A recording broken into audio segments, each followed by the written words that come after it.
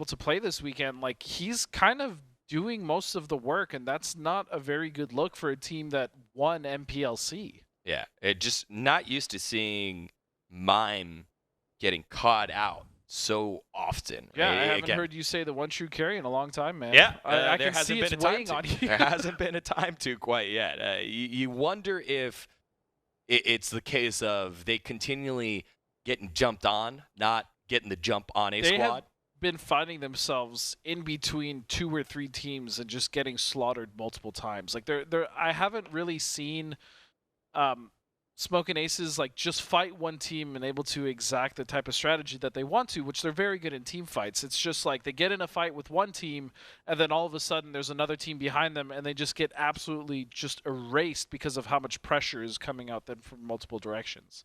All right, well, got ourselves game number 2 of 6 on the day here in Miramar. And yesterday we were treated to some hot drop actions. We had some cojones early on with 303, and I believe it was Vanquish over at Power Grid. Yes. Doesn't look like that's going to happen yeah. again, though. But again, we saw just a hot drop out of nowhere with God Squad and Zenith.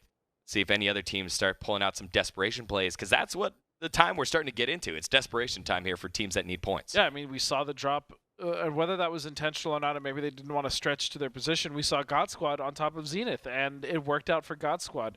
And again, part of that, I think, is after the conversation I had with God Squad where they said, yeah, we're just going to play with confidence, man. We're not going to worry about anything else. You know, we're going to try to just do our thing. And do their thing they did, and they got third place that game with a decent amount of kills. But here we have the circle. Once again, I've noticed that the stretch spot, you know, the kind of flex spot for SSG just happens to be Obey Alliance's normal looting spot, which is Jumasera. Yeah, we'll keep an eye on how Obey Alliance deals with that, but also we have to keep an eye on how all these teams are going to rotate, because now Vanquish, they've got a long way to go from Tierra Bronca on in. It's going to be pretty crowded. It's already pretty crowded in Los Leones right now. The best rotation for them is definitely to take the north and go all the way west. There's so many teams, especially with that plane path, it pretty much cut the west off almost completely, which is why we see SSG drop on Shuma. I just find it interesting that this is the second time, as you mentioned, that they have done that. They have dropped on Shumasera, and Obey has just kind of let them have it. Like that's not really something, you know, I would ever do, especially if that's just a team's flex spot. It's not even where they normally loot. So I guess Obey just really doesn't want to risk it. You know, you don't let anybody bully you. I asked for a fruit snack, and oh yeah, no, absolutely. Don't you? You're looking at them right now, and it's frustrating me. Yeah, but what if it's my flex fruit snack? I mean, fruit snacks are delicious. They are delicious, and we could share. We could share it. We don't need to share. Just like Wildcard wouldn't share. Mm-hmm. They're not a team that would share their fruity snacks. They would not. The Wildcard again find themselves on the top of the leaderboard. How about Space Station?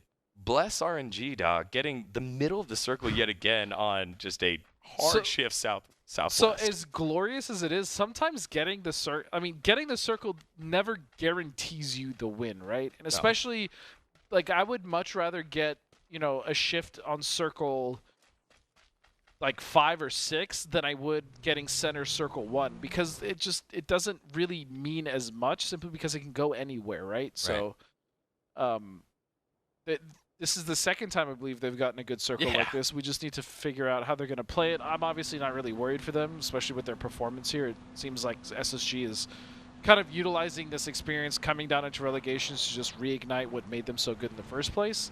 But Shuma is obviously a fantastic spot to play, especially in the top half. If you're going to play the southern edge of Shuma, where you have the hills and you're on top where all the like oil refinery stuff is, that's a good spot for them to play. And I think they probably will end up playing towards the south of it. That way they can also rotate off of it. That's something that we did similarly as well back in Phase 2. So they're going to have that. God Squad as well. Looks like they're going to be coming just to the east side of Church.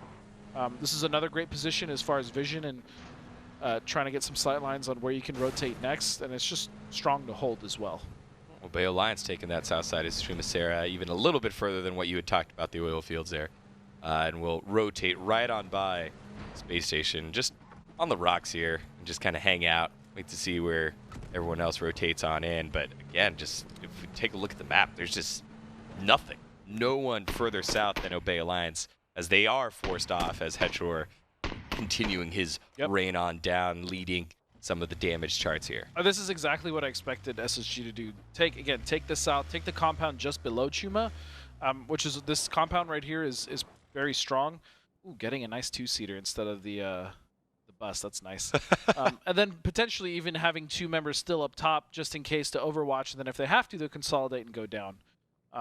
But Church is one of my favorite positions to play in the circle, especially because when we had Los looting this, we basically guaranteed ourselves Church. We'd rotate early, and then we could just chill and wait to see where the circle went, and then we would already have our rotation path kind of pre-planned out because you can see so much from that position. Shoutouts, Los. Shoutouts, Los. Yeah, Hope man. you're doing well. He's a great player. You see Comets now and Wildcard actually right next to each other, and Adam, he's going to take shots, and Yaxley forced to swap seats there. Now back in the driver vehicle's role. Gonna blow. Oh, please stop. Get out. Run away for the vehicle. Survive. Stop, drop, and roll. He does live. He's down to half health, He so is your in a lot lobby of leader trouble, now in a little though. bit of trouble, and it doesn't look like the rest of Comets are going to come and help him quite yet. Looks like Sub-Zero now getting shot from distance as well by Kickstart, and Yaxley's got a long way to go. Yeah, and you can obviously tell, like, Wildcard is looking for the angles. They really want that kill. It's like, it's almost like not necessarily playing with their food, but they really want to get that free point, and it looks like Yaxley. Oh, he's so close! Adam able to land the shots. There he goes, and Wildcard get themselves on the board, and that takes away one big fragger off the map. That's unfortunate because that fragger is also the one putting in kind of the most work right now for Comets. Yeah, he's been capitalizing here for Comets again. Didn't really see too many other Comets on the leaderboards other than Yaxley. Matthews had some good plays. Sub-Zero has been up there in terms of damage, but Yaxley by far has been out front here in terms of stats. Ooh, nice shots coming out of Aguila, which means that Innate, you're going to be going back to the lobby here, as he's going to have to help the rest of his team through comms alone. And P1E again, like they're kind of an enigma as far as like the way they play, because they're not set on one way. A lot of teams will be set in their ways, right? They'll either play hard edge, or again, like a team like Cloud9, or I should say Genesis now, that will kind of leave early every game and try to get to center or close to center, as close to center as possible. Again, P1E, they're very ebb and flow. They're willing to just kind of go with it and figure out the way that they want to play that specific game. And I think that's also what initially made them such a strong team and why they found so much success, because of their adaptability. Right. Again, speaking obviously something has gone wrong now that they're here in relegations, but like this is still a good team, a very good team in my opinion. Yeah, that's what I was about to say. To speak to that success in Phase 2 and Phase 3 wasn't quite the case. And now that they're back in a lobby that has I would say a distinctly lower level of punishment when you make mistakes here in the MPLC, or in the NPL relegations, it feels like they've been able to play this fluid way and just take what's given to them and been able to punish as it comes along. As we say that, they start getting punished by spray. Hella did get finished off, so 2 members of Supernova currently down, and God Squad were just taking some pot shots there. I believe David should be fine. God Squad would love to get that point. They will not be able to. We go to see now on our screen, Smoking Aces again, a squad that needs points. Zenith, that we're on the cusp, so close to being in those qualifying spots in 7th, having a tough round number 1, trying to bounce back here on Miramar. Yep, Zenith, though, does have a good spot here as well. You can see the elevation that they currently own and just how much vision they have of most of the circle, at least on their side. They're going to be able to see everything on the west, but it does look like it shifted very south. Still a great circle for SSG, for P1E. Obviously, we see low-key all the way down there, as well as elusive, but for teams like Noble, and I will say, looking at VQ, they did exactly what I thought they were going to do, and I still think this is the best play for them as they're coming in on the west side, rotating all the way down to the south. But realistically, for I think Zenith now coming in, even though they had all that vision, they need to make sure they leave early so that they don't get caught in this kind of mad scramble here on the north. Yeah, you still got it. You still got it. You're able to call the plays, know exactly what they need to do, and able to get them into the circle. You're doing everything but fragging out for them right now. don't have a mouse and keyboard, brother. You know what I mean? Just Followed a along mouse and with keyboard. Noble here again. Touched on it earlier. The key to their success so far to find themselves currently in the 6th spot, in the promotion spot, has been their survival rate. They've been living for such a long time. Right there you can see Victor, who died kind of early in that last game. 6th place nice in Survivor. shots. Oh, Penta, no, Honey Badger. dude, he's Oh, so- no, Honey Badger. Penta- Oh, he blows himself Yeah, up. Penta is so lethal, man. He's a really talented player, and I feel like his like limit on how good he can be, I don't even feel like he's close to that yet. What do you mean by that? I just feel like, I mean, I've played with him before. For instance, I played with him in the very old school Nations Cup back when it was just states for Team California, and I had the chance to play with him on that team, and he's just such a raw talent, man. His mechanical skill is really nuts. And I just feel like he can continue to improve on that and get better and better. Yeah, well, his success is one of the main reasons why Wildcard finds him on top. He leads. He's 2nd in player time alive. He's 3rd in damage. And he finds himself near the top here in terms of player kills, 2nd in player kills. And so, again, he's been one of the leaders here for Wildcard. As we saw Yaxley get gunned down by Walt Jr. and his legs. And so Zenith will be able to pick up that point and vanquish another slower start here again after clawing their way into one of those promotion spots. They're finding themselves on the outside looking in right now. Yeah, and this circle also, it's very similar in a sense to the play style of how we saw the last circle play out on Stalber. A lot of different elevations, a lot of teams opting to play on foot because that's kind of the efficient way to play the circle, and then you're able to get in so many fights and clean up so many things. Speaking of which, here we go. Noble now going up against 303, and 303 trying to finish him off, not quite able to. There's a nice bounce there by D-Rich. He's picking one more off. Victor, Victor falls backwards, and you can see the body tumble all the way to the grave. Victor, why? Yeah, Noble and their survival rate now will plummet. No pun intended there for Victor as they go out in 16th place. Times, man. You hate to see it. That's really unfortunate, man. That was a good push there by 303. Yeah, though. it was. It was very aggressive, and it obviously put Noble on the back foot. And the problem with being on the back foot was there was no ledge left as he fell. Oh, boy. Blown apart now, seeing Zenith all over the place. And, oh, Kendo, he has driving issues. He's in trouble. Oh, Kendo's in a lot of trouble. He's going to go down. Now Oxy pushing the offensive here. 2 nades. Have to be careful, though, because the other member of Zenith there, I believe it's Walt Jr., has so much vision and sight lines onto the angles that they want to push up. I think they need to be following, looks like Boom on the right side here, if they want to cut off those angles and really get close to Punter Zenith here, especially when they know they're 3 players and there's 1 down. I mean, they have the advantage, and I love this Blown Apart going for it. Yep, Blown Apart pushing forward, seeing what he can do here. Not quite able to spot anything as Zenith were able to back off. You can see Walt Jr. just climbing right up those hills, and yeah, they another went all squad the way will start back. shooting at him. They need to, I think Oxy is kind of, they just need to hang out now. That push is not going to happen. I mean, you saw how far back Zen went. Well, but here comes look a at this push. fight now. Smokin' Ace is taking shots at P1E. I don't think they realize other members stopped above them. And here comes Mime now trying to get into cover. Yeah, Mime and the rest of Smokin' Aces. Usually we see 2 guys, 1 shack. This actually might be 3 guys, 1 shack. I As think it is. D-Treats able to headshot Mime, and One True Carry, again, just really not looking too good right now. He's in dire straits, and with so many different angles here for Player One Esports, they're spread out all over the place.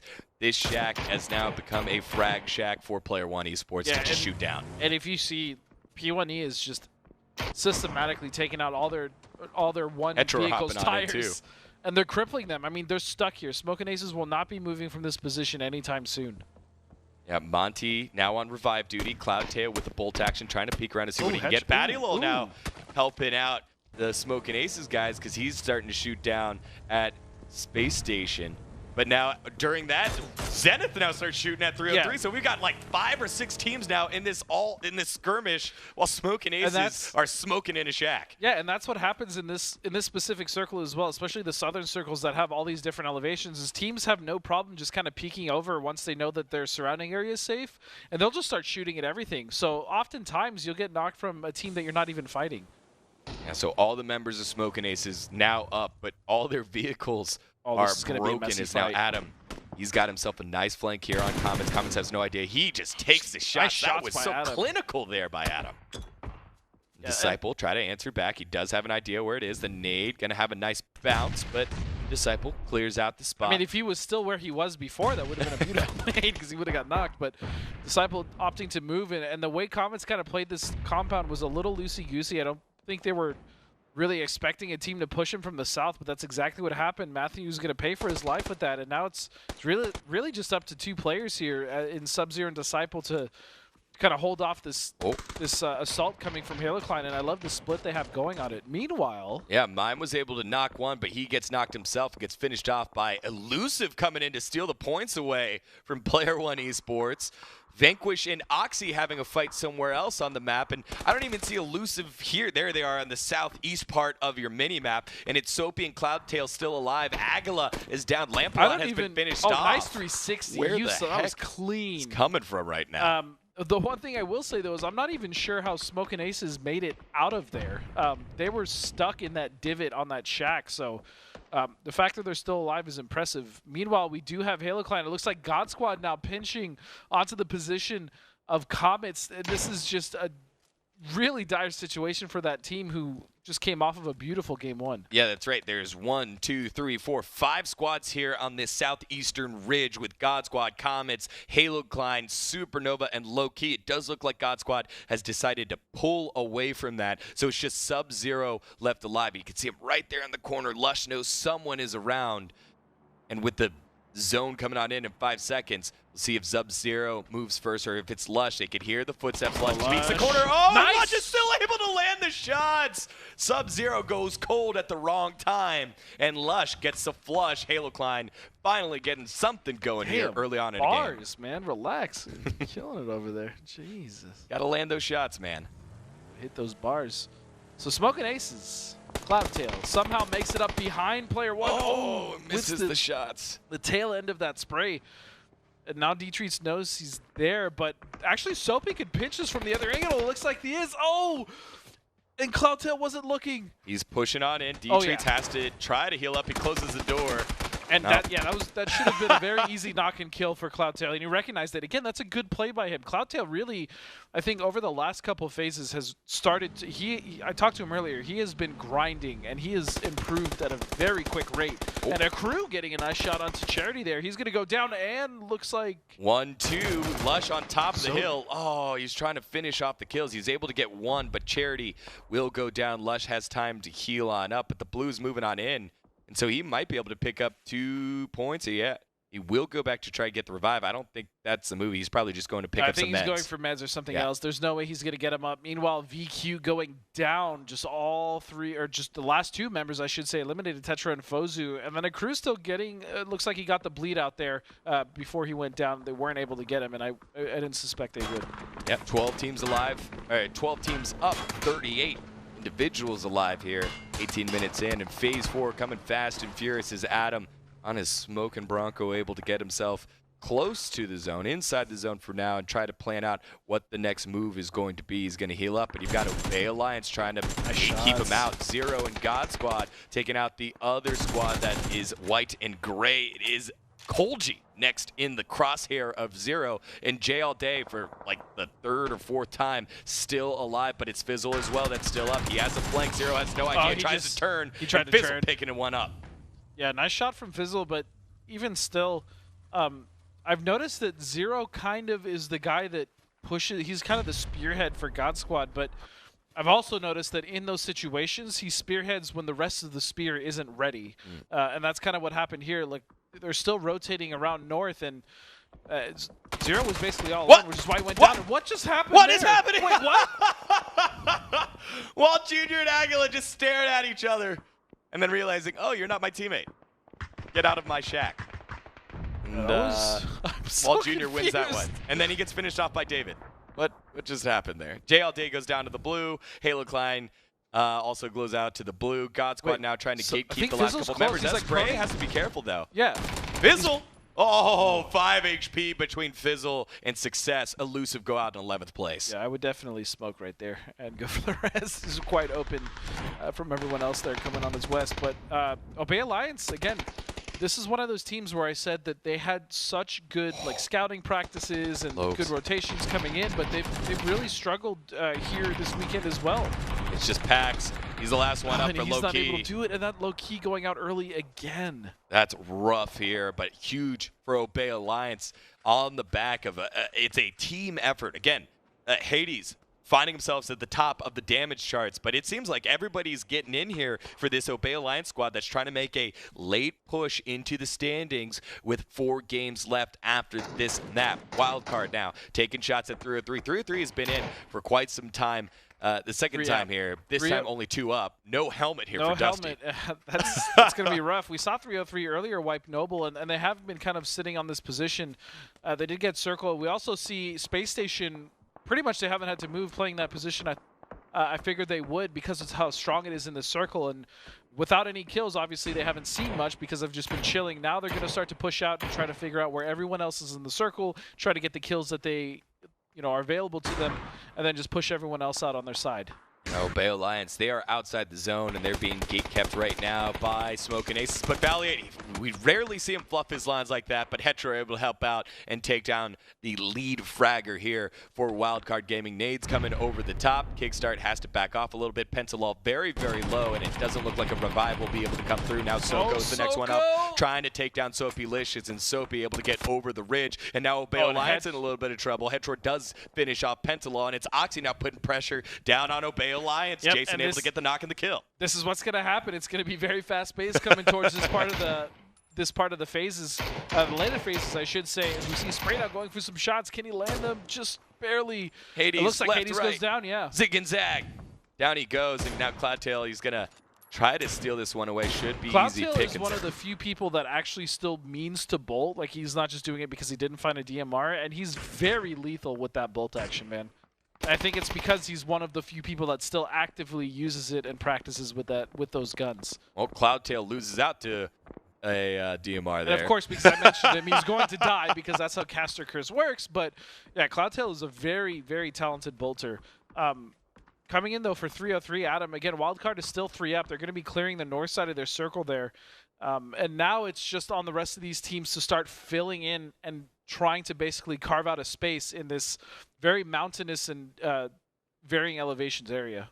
Yeah, you've got Wildcard, Space Station, Smoke and Aces. 303 has just Batty Lol. Patron also alive there for Zenith. So you got a couple of snakes here trying to play for position, as well as God Squad and Obey Alliance on that southern side. But again, this just seems like all this rocky elevation place. Nobody on the eastern side of the circle. And that's because it's all basically in view of the west side of the circle, which is all, again, basically mountainous terrain. So if you are on the east side, you're on the very low ground. And being on the very low ground makes you prone to getting shot, not by one team, but basically everyone that's still alive. Oh, Battylaw literally just made a loop around Patron. Patron trying to channel his inner D-treats and just be patient and wait. Shots ringing at Battylaw, I believe, from Wildcard, but everyone else, they don't want to give away their exact position. And Soapy, he gets caught out. Kickstart picking that one up. Smoke and Aces get 1 position point down in 8th place. Batty, that was a big wrap there for Battylaw, and he's still up.